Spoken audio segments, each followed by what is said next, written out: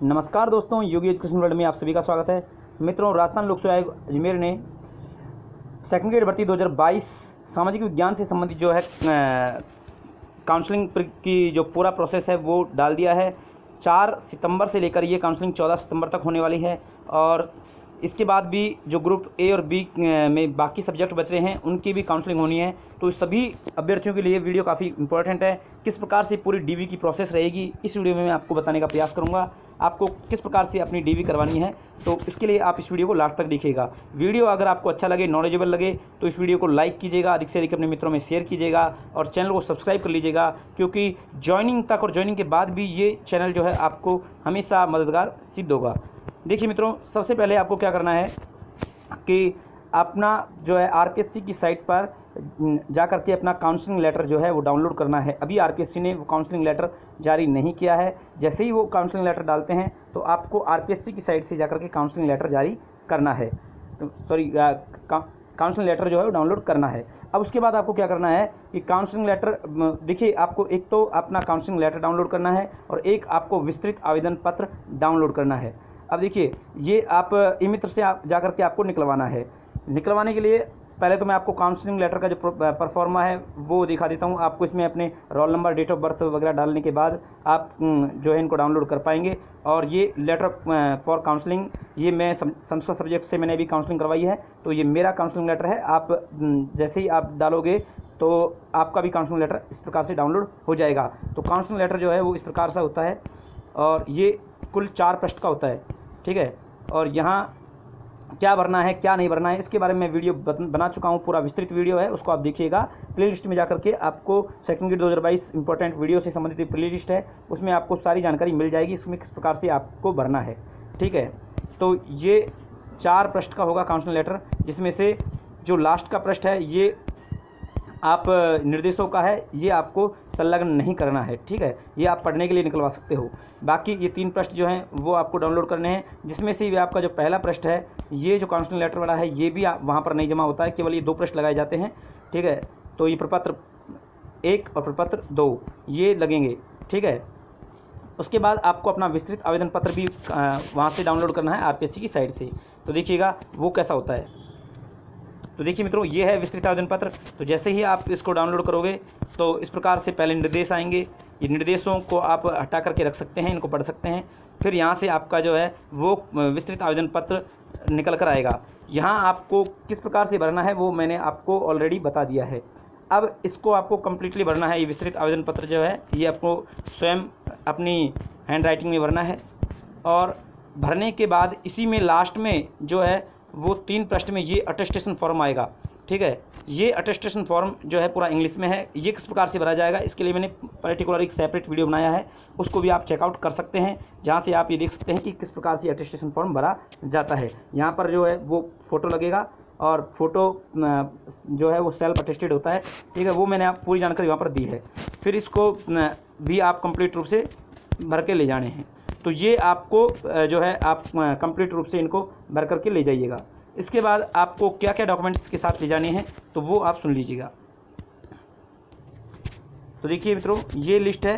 तो यहाँ आपको ये चीज़ें आपको ले जानी है, ये डॉक्यूमेंट्स आपको ले जाने हैं। यहाँ आपको 10th की जो मार्कशीट है और प्रमाण पत्र वो ले जाने हैं। किसी की मार्कशीट में वो प्रमाण पत्र भी दिया हुआ है एक साथ और किसी की अलग है, तो अगर अलग है तो दोनों ले जाने हैं, अगर एक साथ है तो वो एक ही ले जानी है। तो 10th की अंक तालिका और प्रमाण पत्र ये दोनों आपको ले जाने हैं। ऐसे ही 12th की अंक तालिका और प्रमाण पत्र ये दोनों ले जाने, ओरिजिनल भी ले जाने हैं और इनकी जो है एक फ़ोटोकॉपी भी आपको ले जानी है, ठीक है। और ये सेल्फ अटेस्ट, सारे डॉक्यूमेंट्स जो है सेल्फ अटेस्टेड होंगे, स्वयं के हस्ताक्षर किए हुए, ठीक है। किसी गजेटेड ऑफिसर से इनको हस्ताक्षर करवाने की ज़रूरत नहीं है। फिर स्नातक, चाहे आप बी हो, वैसे सामाजिक विज्ञान चल रही है तो निश्चित तौर पर बी ही होंगे। तो ये स्नातक की आपको अंक तालिका और डिग्री ये आपको ले जानी है। जिसके पास डिग्री नहीं है वो अपनी प्रोविजनल डिग्री को यहाँ पर लगा सकता है, ठीक है। उसके बाद यदि आपने फॉर्म भरते समय, जो ऑनलाइन फॉर्म भरा था आपने, उस समय अगर एमए दर्शाया है तो आपको एमए की मार्कशीट और प्रमाण पत्र भी आपको लगाना है, वरना इसको लगाने की ज़रूरत नहीं है यदि आपने नहीं दर्शाया है तो। उसके बाद बीएड की मार्कशीट और प्रमाण पत्र आपको लेके जाना है, ठीक है। फिर विवाह प्रमाण पत्र, यदि आप शादीशुदा हैं तो आपको विवाह प्रमाण पत्र लगाना है, अगर नहीं है तो विवाह प्रमाण पत्र की कोई ज़रूरत नहीं होती है। ठीक है। फिर संतान संबंधी शपथ पत्र भी आपको लगाना है। यदि आप विवाहित हैं तो आपको संतान संबंधी एक शपथ पत्र, ठीक है, आप 50 रुपये के स्टाम्प पर ये संतान संबंधी घोषणा जो है आपको लगानी है। तो संतान, जितने भी आपके संतान हैं 1, 2, ठीक है, तो उसका आपको शपथ पत्र देना होगा। और देखिए यहाँ पर केवल शपथ पत्र के मामले में संतान संबंधी शपथ पत्र ही मांगा गया है, लेकिन आप उस 50 रुपये के स्टाम्प में संतान संबंधी जो भी शपथ पत्र बनाएं उसमें आपको संतान की डेट ऑफ बर्थ भी आपको दर्शानी है, जिसका आपको ध्यान रखना है। और साथ ही साथ उसके अलावा आप उसी स्टाम्प पर अन्य घोषणाएँ भी करवा सकते हैं, जैसे कि मैंने दहेज नहीं लिया, ठीक है, तो दहेज नहीं लेने से संबंधित घोषणा भी, कोई आपराधिक प्रकरण नहीं है ऐसी घोषणा भी आप करवा सकते हैं, है ना। शौचालय संबंधी कोई घोषणा करवा सकते हैं, धूम्रपान नहीं करने संबंधी घोषणा कर सकते हैं। तो ये आपके ऊपर है, करवाते हो तो ठीक है, नहीं करवाते हो तो भी कोई दिक्कत नहीं है, लेकिन संतान संबंधी शपथ पत्र आपको ले जाना है।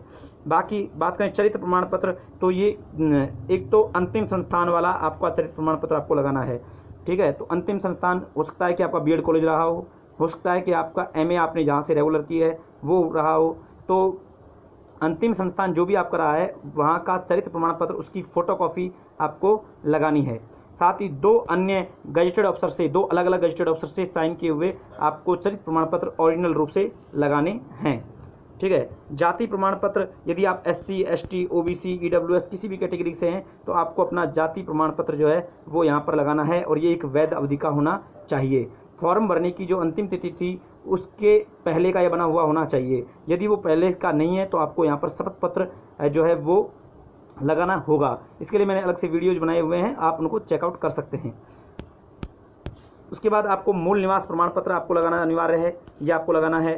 पोस्टल ऑर्डर, आपको 50 रुपये का एक पोस्टल ऑर्डर लेकर जाना है, ठीक है, 50 रुपये का एक पोस्टल ऑर्डर जो है वो लेकर जाना है। आप कंफ्यूज ना हो, आपको जो विस्तृत आवेदन पत्र और काउंसलिंग लेटर है ये 2 सेट में ले जाने हैं, लेकिन पोस्टल ऑर्डर एक ही लेकर जाना है, इसका आपको ध्यान रखना है।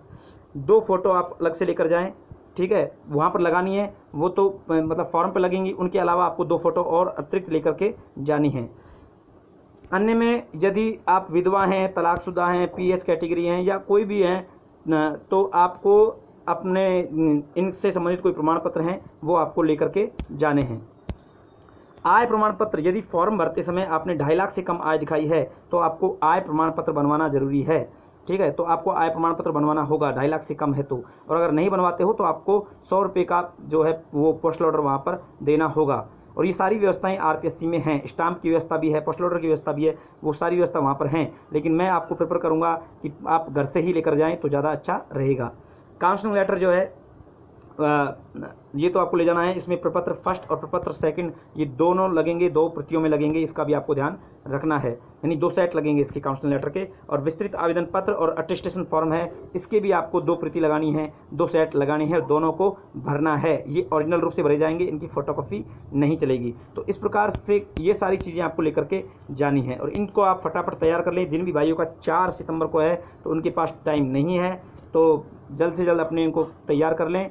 और क्योंकि आपको 3 को निकलना होगा, 4 को डॉक्यूमेंट वेरिफिकेशन होंगे, तो आपके पास टाइम 2 दिन का रहा है बीच में, और इस बीच शनिवार और इतवार भी पड़ रहा है, शनिवार और संडे ये दोनों जो पड़ रहे हैं, इस वजह से आपको हो सकता है थोड़ी दिक्कत रहे। तो आपके मिलने वाले गजेटेड ऑफिसर्स जो भी हैं, आप कोई भी लेक्चरार है वहाँ से आप साइन करवा लीजिएगा, जैसे चरित्र प्रमाण पत्र पर, अटेस्टेशन फॉर्म पर, तो ये आप करवा करके जल्द से जल्द इनको तैयार कर लें। फिर भी आपको कोई दिक्कत है तो आप हमें कमेंट करके बताइएगा, मैं उस पर आपको वीडियो बना करके समझा दूंगा।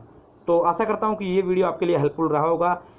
अगर वीडियो पसंद आए तो उसको देखिए लाइक कीजिएगा, शेयर कीजिएगा, और चैनल को जरूर सब्सक्राइब कर लीजिएगा। और पूरे डॉक्यूमेंट वेरिफिकेशन संबंधित सारी जानकारियाँ आपको इस चैनल पर मिलती रहती हैं, और पहले भी मैंने बहुत सारी वीडियो बनाए हैं और आगे भी बहुत सारी आपको जानकारी इस चैनल पर मिलेंगी, तो इसलिए इस चैनल को सब्सक्राइब करके जरूर रखिएगा। तो वीडियो को अधिक से अधिक लाइक कीजिएगा, शेयर कीजिएगा। मिलते हैं नेक्स्ट वीडियो में, तब तक के लिए जय हिंद, जय भारत।